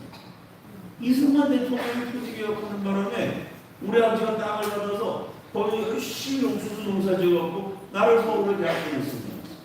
나 같은 사람은 1960년대 대한민국 가난한 시절에 어떻게 장학금을 받고 학비 걱정 안 하고 미국 갔겠습니까? 이승만 대통령이 교육혁명을 해갖고 사람들 전부 인재들을 미국 보내는 바람에 내가 그 가난한 농민의 자식이 평생 그냥 옥수수 농사나 짓다가 끝났을 텐데 서울로 대학으로 오고 미국으로 유학을 가서 세계적인 대학의 교수가 되고 내가 지금까지 이렇게 활동할 수가 있었습니다. 이승만 대통령 한 분 때문에 나를 비롯한 수많은 대한민국 인재들이 꽃을 피울 수가 있었습니다. 이 모든 위대한 엄청난 개혁의 시발점이 오늘 읽은 갈라디아서 3장 28절 말씀. 이승만이 감옥에서 소개를 있다가 이 구절을 보고 물을 붙였어요. 너희는 유대인이나 헬라인이나 종이나 자유인이나 남자나 여자나 그리스도 예수 안에서 하나님이다. 그리스도 안에서 모든 사람이 평등하다. 여러분, 대한민국이라는 나라가 왜 이렇게 발전했느냐? 사람을 어떻게 보느냐가 중요한 거예요. 우리나라가 다이아몬드 광산이고 석유와 팔가 쏟아지면요, 실제로 카타르 같은 나라, 사우디아라비아 같은 나라는요, 국가에서 국민들에게 1년에 한 1억 좀 줘요. 생활비용, 석유가 돈을 국민들에게 나눠줍니다. 우리나라 그렇게 석유가 많고 다이아몬드 광산이 있으면요, 굳이 국민들, 사람, 우수한 인재로 기르지 않아도 됩니다. 근데 우리나라는 자원이 없거든요. 우리나라 갖고 있는 건 사람밖에 없어요. 사람을 어떻게 활용하느냐에 따라서 역사와 운명이 달라집니다. 북한이라는 나라, 북한 교과서에 뭐라고 되어 있냐면 우리 인민들은 어버이 수령을 위한 총포탄입니다. 세 쌍둥이가 태어났는데 애 이름을 김총, 김포, 김탄, 포탄이 터지듯이 내 몸을 바쳐 수령을 결사오미한다. 사람이 총이고 포고 탄입니다. 어버이 수령을 위해서 존재하는 그런 인민들이에요. 사람을 총포탄으로 만들었더니 400만이 굶어 죽고 전 세계 2위의 IQ를 갖고 있으면서도 전 국민의 3분의 2가 영양실조가 되는 비참한 나라가 됐습니다. 조선시대는 사람이 아니에요. 아래 것입니다. 백정이고 천민이고 상놈이에요. 전 국민의 40% 이상이 천민이었습니다. 조선의 헌법이라고 할 수 있는 경국대전에 보면 인민의 역할은 뭐냐? 수분 공력. 수분, 자기가 맡은 분수를 지키는 것. 상놈은 상놈답게 양반한테 굽신굽신거리고 살라는 거예요. 공력, 나라가 시키는 일을 하는 것. 사람을 사람 대접 안 했습니다. 백성을 상놈으로 만들었더니 조선이 멸망했어요. 국민을, 인민을 총포탄으로 만들었더니 북한은 굶어 죽는 나라가 됐습니다. 대한민국은요, 하나님의 동등자녀로 만들었어요. 네. 이승만이 한성과목의 성경을 가고 대우각성을 해서 모든 사람이 하나님의 동등자녀라, 동등자녀되는 인치, 이거를요 말로만이 아니에요. 기도로만이 아닙니다. 실제로 모든 사람 어떻게 평등하게 만드느냐? 양반만 갖고 있는 땅을 전 국민에게 나눠주고 양반만 갖고 있던 교육을 전 국민에게 받게 만들었습니다. 결국은 사람을 길러냈기 때문에 조선은 사람을 차별했고 북한은 사람을 학대했어요. 대한민국은 사람을 하나님의 동등 자녀로 만들었습니다. 기독교적인 개혁, 하나님이 모든 사람을 골고루 사랑하시고 평등하게 만드셨다. 한 사람 한 사람은 하나님이 만드신 존귀한 기적입니다. 이 기독교적인 생각 가지고요, 전 국민을 사람 대접했더니 이 전 국민의 의사가 개발해서 대한민국은 어제 말씀드린 것처럼 3만 1,000배 경제가 성장하고 기독교 성장률 1위를 달성하는 한가의 기적, 엄청나게 축복받은 나라가 됐습니다. 결국은 사람입니다. 우리 예수비전교회 한 사람 한 사람이 성령 충만한 그리스도 예수의 좋은 군사가 되시기를 주님의 이름으로 축원합니다. 한 걸음 더 나아가 이승만이라는 걸출한 지도자가 사람을 길러내서요, 이 나라가 이렇게 부강해진 것처럼. 근데 지금 사람을 못 길러내잖아요. 대한민국은 자원이 없고 땅이 없기 때문에 사람이 잘하면 나라가 잘 되고요, 사람이 못하면 나라가 못해요. 잘할 수 있는 사람을 길러내면 발전하고요, 못할 수 있는 사람을 길러내면 쇠퇴합니다. 옛날 대한민국 역사의 황금기에는 누가 사람을 길러냈냐면 기독교 쪽에서 사람을 길러냈어요. 기독교적인 인재가 정치, 경제, 사회, 문화, 교육 모든 분야에 들어가서 활약했으니 나라가 부강해진 겁니다. 지금은 누가 사람을 길러냈느냐? 교회가요, 법을 열심히 진단하고 인문을 안 만들어냈습니다. 그때 주사파 운동권들이 고문당하고 깜빵가고 고생하면서 열심히 수령님의 전사들을 길러냈어요. 지금 우리나라 정치권에 있는 사람들이요, 군대 가기 싫어서 왜? 미제국주의의 괴뢰 군대 갈 수 없다. 손을 탁 내요. 눈을 감아. 손을 쇠파이프로 쳐요. 팔을 부러뜨려갖고 군대 안 가고요. 지난번 대통령 선거 나왔던 이광재 같은 사람 손가락이 하나 없어요. 눈을 감고 손가락을 쳐요. 공산주의 경영하기 위해서 팔 부러뜨리고 손가락 자르고. 얼마나 복한 사람들이에요? 잘못된 길이지만 얼마나 열렬한 투사입니까? 공산주의 주사파에서 사람을 많이 길러냈더니 나라 그쪽으로 확 쏠려가지고, 이건 뭐 목사들 가운데서도 얼마나 좌파한테 아부하고 아예 본인이 좌파에 물들고, 그래서 최후의 보루가 남아있는 데가 교회인데 교회까지 그렇게 되고 있는 상황입니다.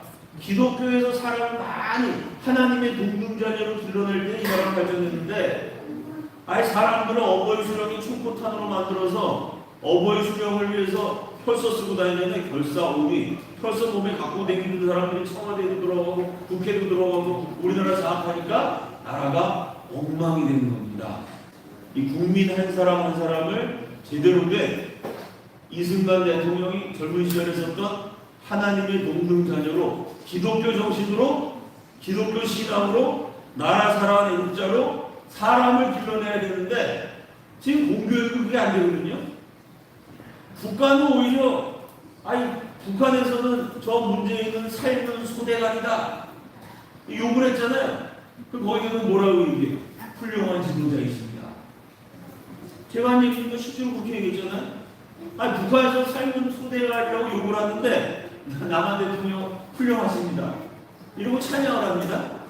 자, 국가와 공교육이 나라를 사랑하는 제대로 된 인재를 길러내지 못할 때 그 일을 할 수 있는 세력은 교회밖에 없습니다. 첫째는 우리 한 사람이 날마다 하나님 말씀을 따라, 여러분 보세요.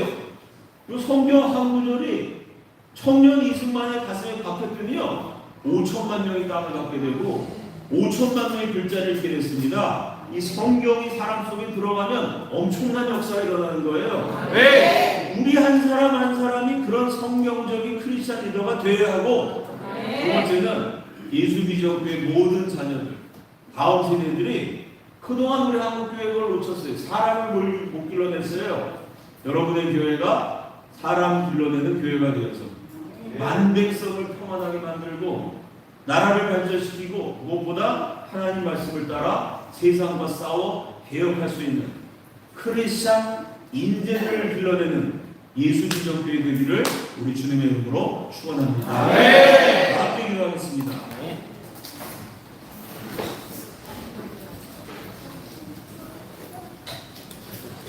우리 이 자리에 있는 초중부, 청소년부, 청년부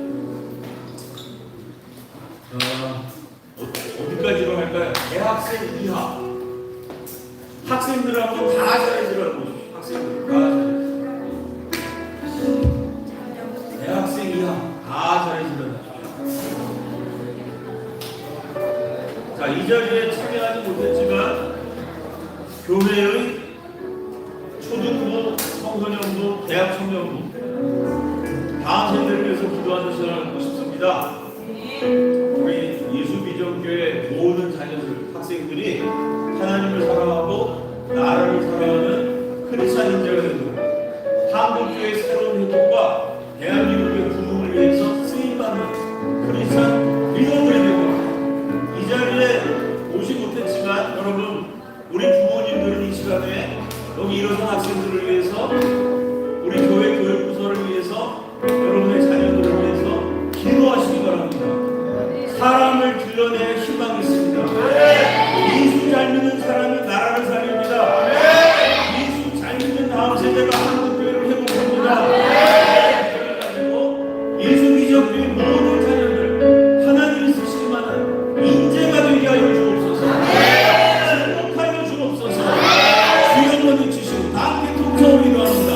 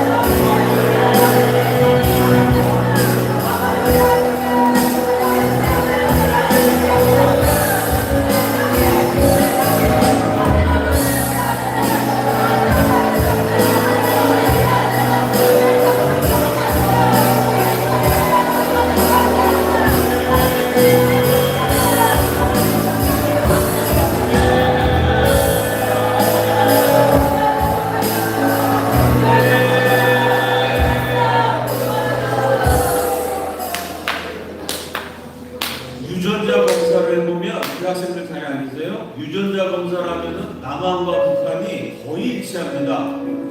같은 민족이죠. 남한과 북한 언어가 같고 역사가 같고 문화가 같습니다. 그런데 북한 초등학교 6학년 아이와 남한 초등학교 1학년 아이 몸무게가 같아요. 북한의 10살쯤 되는 아이와 남한의 4살 된 아이가 몸무게가 같습니다.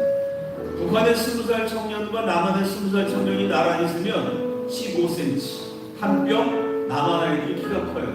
역사가 같고 문화가 같고 언어가 같은데 남한과 북한 아이들이 체형이 달라져서 완전히 다른 인종이 됐습니다. 남한 4살짜리 몸무게가 북한 애가 10살짜리 평균 몸무게가 돼요. 그 차이가 뭐냐면 북한은 공산주의 혁명가들이 나라를 세웠어요. 강력한 열정적인 뛰어난 위대한 혁명가들인데 방법이 공산주의 주체사상이었습니다. 남한 똑같이 강력한 열정적인 위대한 기독교 혁명가들이 나라를 세웠습니다. 기독교로 세워진 나라와 공산주의로 세워진 나라가요, 국민들의 몸무게, 키, 먹고 사는 게 달라져요. 북한 사람들은 나무를 보고 먹을 생각을 합니다. 나무 이파리만 봐도 배가 부르다고만 해요. 그 공산주의의 노예가 된 북한을 해방시킬 책임이 기독교 대한민국에 있는 줄로 믿습니다. 우리 북한을 위해서 기도합시다. 남한은 하나님의 돕는 자녀되는 이치, 그 성경 위에 세워졌더니 이렇게 좋은 나라가 됐는데 북한은 어버이 수령이 총무탄이 되니까 국민들이 지금도 저렇게 비참해요. 우리 시간 기도할 때 역사의 주인이신 하나님, 남과 북이 예수 잘 믿는 나라로 통일되게 하여 주시옵소서. 대한민국의 번영이 기초하는 하나님의 돕는 자녀되는 이치가 북한에도 널리 전파되어서 남과 북이 하나님의 자녀로 거듭나게 하여 주시옵소서. 북한 동포들의 해방과 자유통일, 복음통일을 위하여 주여 한번 해주시고 다 함께 통성을 기도합니다. 주여!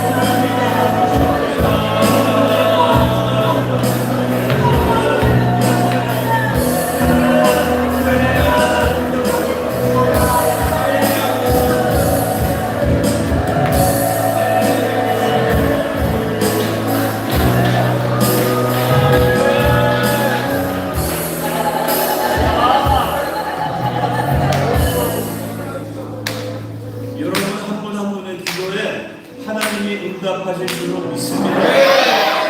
지금 내가 기도하면 하나님이 들으시는 줄로 믿습니다. 우리 그 믿음을 가지고 이제 개인적인 기도 제목으로 기도할 텐데요. 정말 하나님께서 들어주신다는 믿음을 가지고 믿음으로 하지 않으면 모든 것이 죄니라.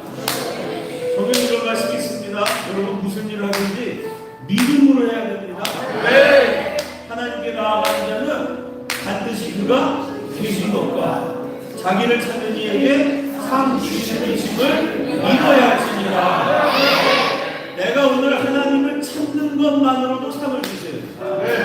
하나님께 기도하는 것만으로도 상을 주시고 그 하나님을 믿고 각자의 기도적으로 기도할 때 하늘문이 열리고 하나님이 여러분의 기도에 귀를 기울이시고 하늘의 빗장이 풀려서 하나님의 응답이 축복으로 쏟아질 줄로 믿습니다. 우리 믿음을 가지고 주여 한번 해주시고 우리 목사님 나오실 때까지 각자의 기도적으로 기도하겠습니다. 주여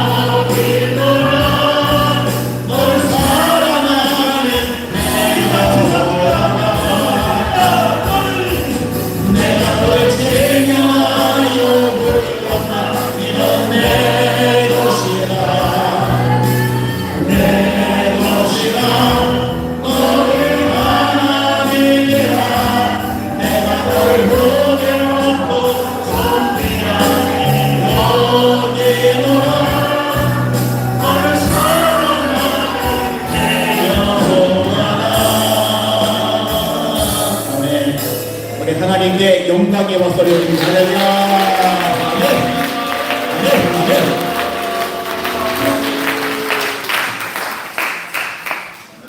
우리가 틈날 때마다 기도하는 제목들이 있잖아요. 하나님, 한국의 예배가 회복되게 하여 주시옵소서. 다음 세대 살려 주시옵소서.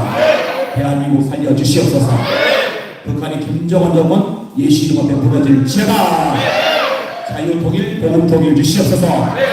남과 북이 연합하여 선교하되기 위하여 주시옵소서. 그 중심에 예수 믿음교회가 쓰임받게 하여 주시옵소서.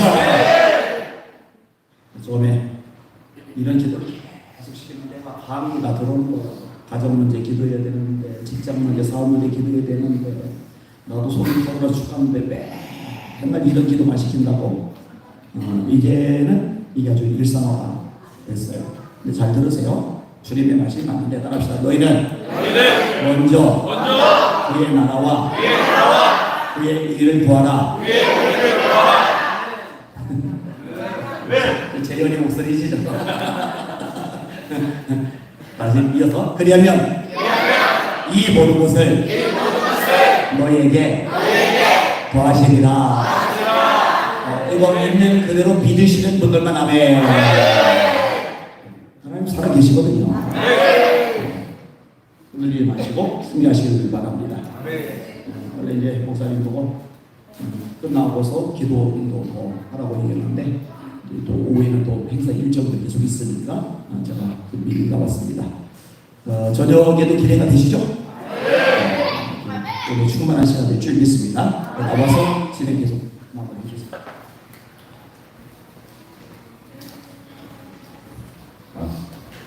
지금 은혜로운 강의 잘 들었습니다. 목소리가 저도 많이 갔는데요. 저기 시간이 원래는 일정상 1시에